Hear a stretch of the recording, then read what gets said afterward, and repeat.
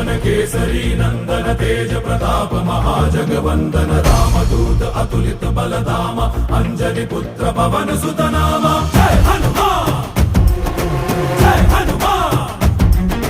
भूत पिशाच निकट नहीं आवे महावीर जब नाम सुनावे संकट से हनुमान छुड़ावे जन्म जन्म के दुख बिसरावे।